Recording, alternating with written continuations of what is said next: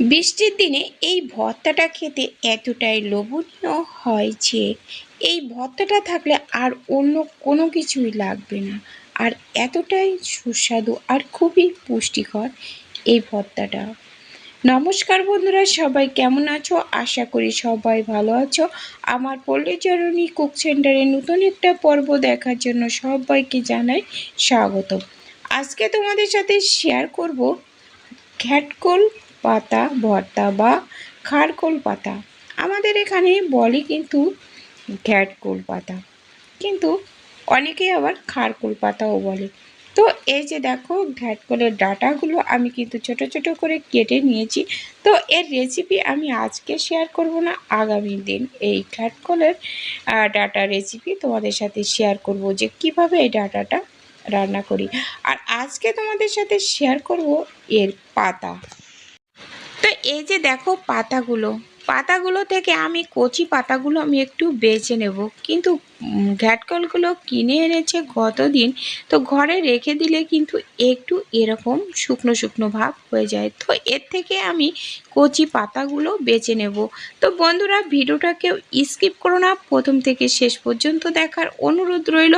আশা করি সবার ভালো লাগবে।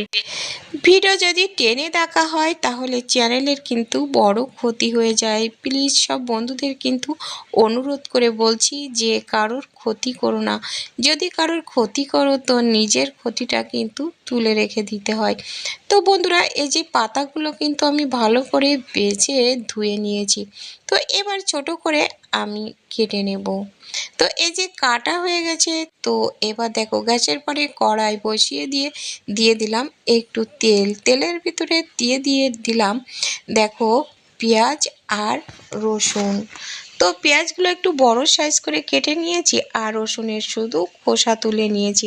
আস্তে আস্তে গোটা রসুনের কোয়াগুলো দিয়ে এবার একটু নেড়ে চেড়ে হালকা একটু ভেজে নেব। তো বন্ধুরা, এই ভর্তাটা কিন্তু খুবই লোভনীয় হবে। অনেকে কিন্তু ভর্তা খেতে চায় না, এই খারকোল পাতা বা ঘ্যাটকোল পাতা খেতে চায় না, যে গাল চুলকানো, গাল ধরার ভয় থাকে। কিন্তু আমি আজকে যেভাবে এই ভর্তাটা তৈরি করছি, একদম গাল চুলকাবে না। তো এর ভিতরে দেখো একটু লবণ হলুদ দিয়ে দিলাম, দিয়ে যে আমি এইভাবে আর কি মেলে মেলে দিয়ে একটু ভেজে নেব, যাতে কোনো রকমের জল না থাকে। আর এর সাথে দিয়ে দিলাম 4টে কাঁচা লঙ্কা। তো বন্ধুরা, তো আমার এই কাঁচা লঙ্কা 4টে তো দেখতে পেলে যে একেবারে টাটকা দেখা যাচ্ছে, ওটা কিন্তু ফ্রিজে ছিল, ডিপ ফ্রিজে। তো আমি কিন্তু ঝাল সংরক্ষণের ভিডিও তোমাদের সাথে শেয়ার করেছি, তোমরা চাইলে সে ভিডিওটাও দেখে নিতে পারো, আমি ডেসক্রিপশান বক্সে লিংক দিয়ে দেব। আর এদিকে দেখো, আমি হাফ চামচ জিরে, হাফ চামচ কালো সরিষা আমি শিলপাটাতে দিয়ে বেটে নিলাম।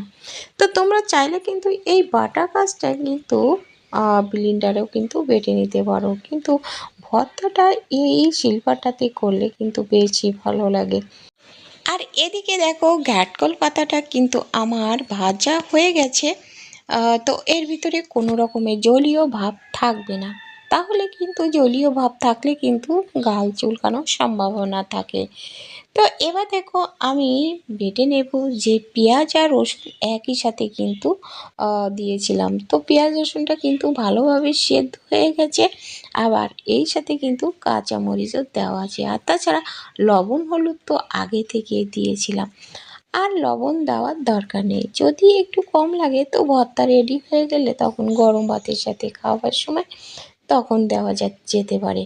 তো এখন আর কোনো লবণ দেবো না, লবণ দিলে হয়তো বেশি হয়ে যাবে। তো এই যে দেখো, সুন্দর করে আমি বেটে নিলাম। তো এবার দেখো তুলে নিলাম, এই যে দেখো কত সুন্দর হয়েছে। এই অবস্থাও কিন্তু খাওয়া যাবে। তো আমি আর একটু তেলের উপরে দেব, আর এই যে কয়েকটা শুকনো লঙ্কা একটু ভেজে নিলাম।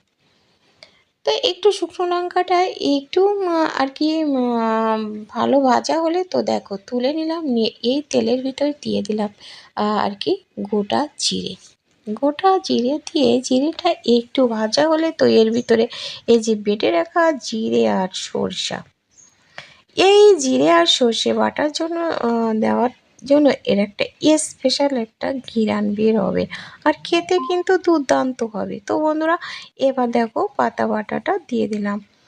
তো বাটনাটা কিন্তু একটু তেলের পরে নেড়ে চেড়ে নিতে হবে, যাতে করে কোনো কাঁচা গন্ধ যাতে না থাকে। তো এই যে দেখো, পাতা বাটাটা এইভাবে একটু ভালো করে মিশিয়ে নিলাম, তাহলে আর কাঁচা তেলও দেওয়ার প্রয়োজন হবে না।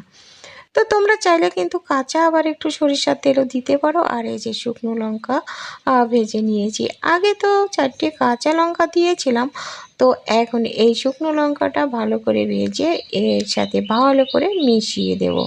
মিশিয়ে দিলে কিন্তু রেডি হয়ে যাচ্ছে আমার ভর্তা। তো এবার আমি নামিয়ে নেব। এটা কিন্তু গরম ভাতের সাথে খেতে হবে শুধুমাত্র। তো এটা শুধুমাত্র গরম ভাতের সাথে দুপুরবেলায় কিন্তু জাস্ট জমে যাবে।